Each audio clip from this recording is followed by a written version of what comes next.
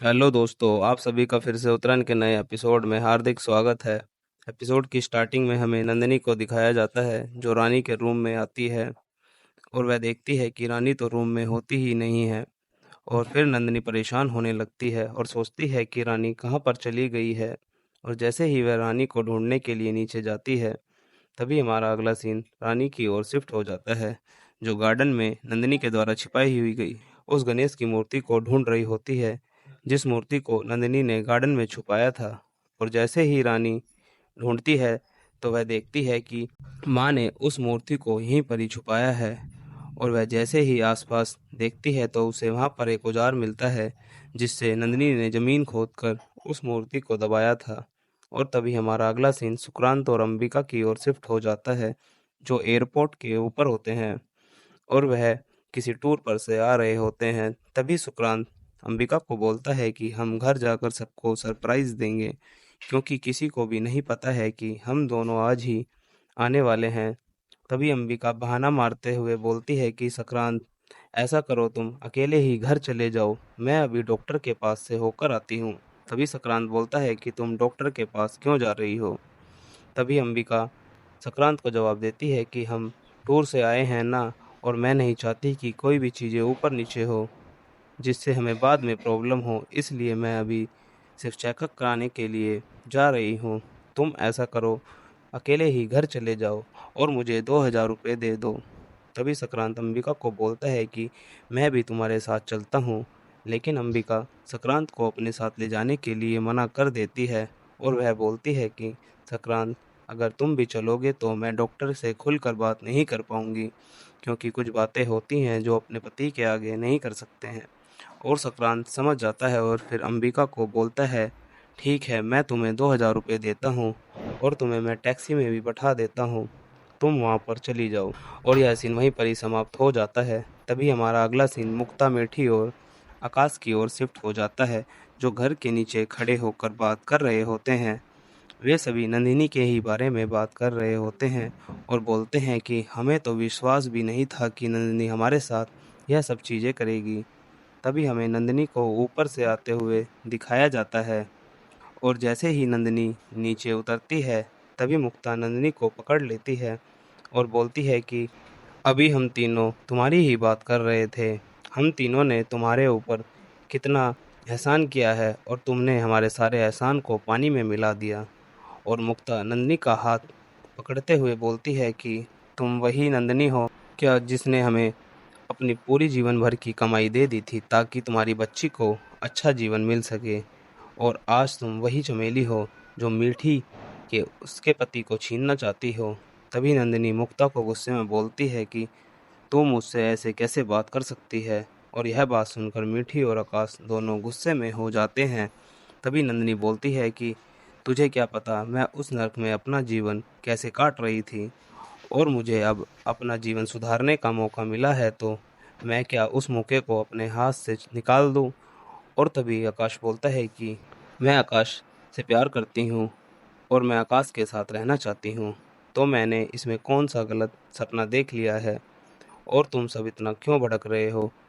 और आकाश के पास आकर बोलती है कि आकाश, मैं तुम्हारा पहला प्यार हूँ, क्या तुम मुझे भूल गए हो।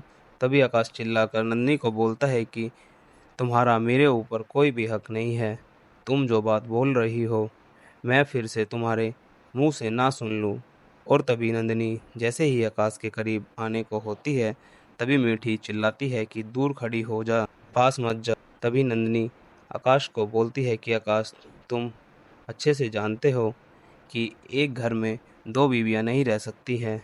और एक मुहावरा बोलते हुए कहती है कि एक मयान में दो तलवारें नहीं रह सकती हैं। तो इस घर में या तो मीठी रहेगी या फिर मैं रहूँगी। और यह बात बोलकर नंदिनी जैसे ही अपनी बात खत्म करती है, तभी मीठी को गुस्सा आ जाता है और मीठी बोलती है कि अब तुम्हारा बहुत हो गया है, अब तुम चुप हो जाओ। और मैं तुम्हें एक बात और बता दूं कि रानी हमारी बेटी है और आकाश और मीठी रानी के माँ बाप हैं, तुम नहीं हो। तभी नंदिनी मीठी और आकाश को जवाब देती है कि तुम्हें क्या पता मैंने रानी को उस नर्क से कैसे पाल रही थी।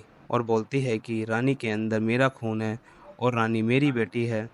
और बोलती है कि भगवान भी आ जाएं तो वह भी हम दोनों को अलग नहीं कर सकते हैं।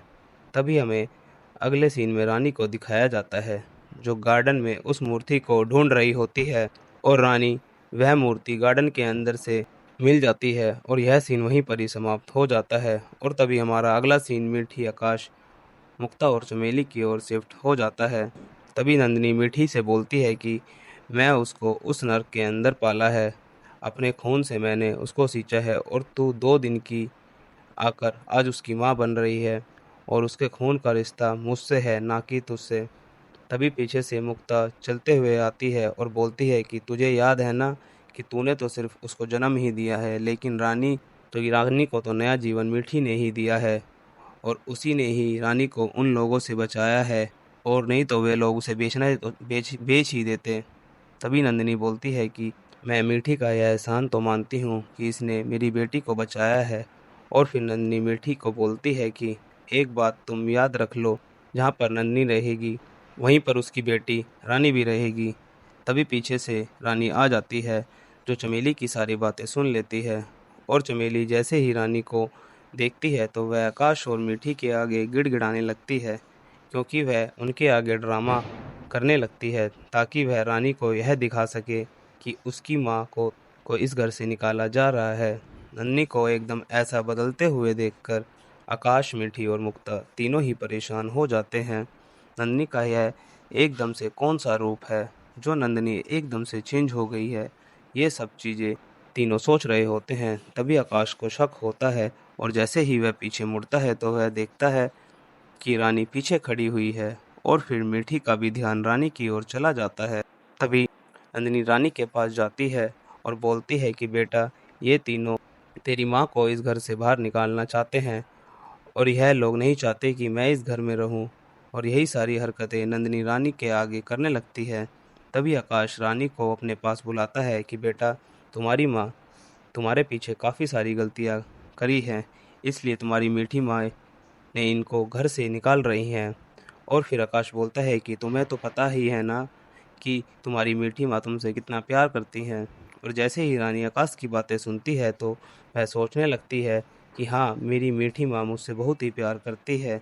लेकिन एकदम से नंदिनी रानी के आगे रोने का बहाना करने लगती है, जैसे ही रानी उसके आगे पिघल जाएगी।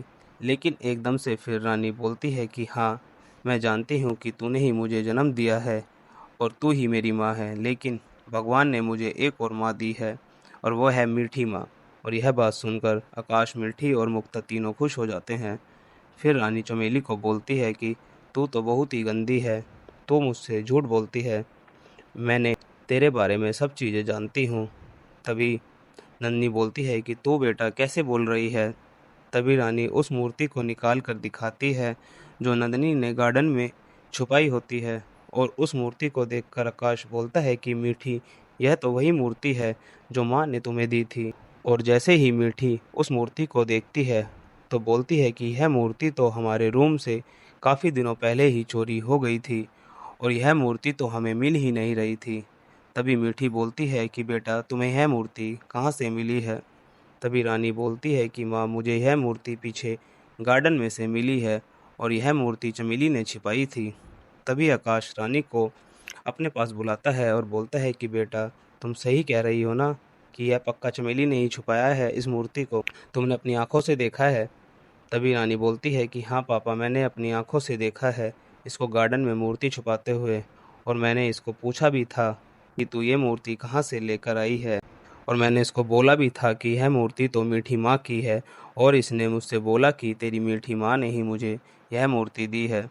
और रानी की यह बात सुनकर आकाश और मीठी दोनों ही शौक में हो जाते हैं कि नंदिनी कितनी ज़्यादा झूठी है, वह अपनी बेटी से कितना ज़्यादा झूठ बोल रही है। और फिर रानी एक बात और बोलती है कि पापा, मैं तुम्हें एक बात और बताती हूँ, आपको याद है ना जब आप उस दिन हमारे रूम में आए थे नानी के साथ, तो उस रूम में खून पड़ा हुआ था। तो पापा, वह कलर नहीं था, वह खून ही था, वह इसी चमेली का ही खून था। इसके चोट लगी थी उस टाइम पर और मैंने इससे पूछा भी था कि तेरे चोट कैसे लगी है, तो इसने मुझे उसका जवाब नहीं दिया था और बोली थी कि गलती से चोट लग गई है। और फिर बोलती है कि पापा, आपको एक बात और याद दिला देती हूँ मैं, जब आप दादी के कमरे में आग लगी थी तो उस टाइम पर भी चमेली मुझसे टकराई थी और इसके हाथ में घासलेट और माचिस की डब्बी गिरी थी। और जैसे ही रानी यह सब बातें बताती हैं तो आकाश और मीठी दोनों ही शौक में हो जाते हैं। तो उन्हें पता चल जाता है कि अभी तक तो मैं जो भी चीज़ें घर में हुई हैं वह सारी चीज़ें नंदिनी की हैं। तभी नंदिनी गुस्से में हो जाती है और जैसे रानी के पास आती है तो रानी को थप्पड़ मारने को होती है। तभी नंदिनी का हाथ पकड़ लेती है और नंदिनी का हाथ झटक देती है और बोलती है कि तुम्हें मेरी बेटी पर हाथ उठाने की कोई भी ज़रूरत नहीं है। अगर तुम्हें मेरी बेटी पर हाथ उठाया तो मुझसे बुरा कोई नहीं होगा। तभी नंदिनी मीठी को बोलती है कि मुझे तो समझ ही नहीं आ रहा है कि तूने मेरी बेटी पर क्या जादू किया है। तूने तो मेरी बेटी को ही मुझसे छीन लिया है। और यह एपिसोड वहीं पर ही समाप्त हो जाता है। अगर आप सभी को हमारा आज का एपिसोड अच्छा लगा हो तो हमारे एपिसोड को लाइक करें, सब्सक्राइब करें। धन्यवाद।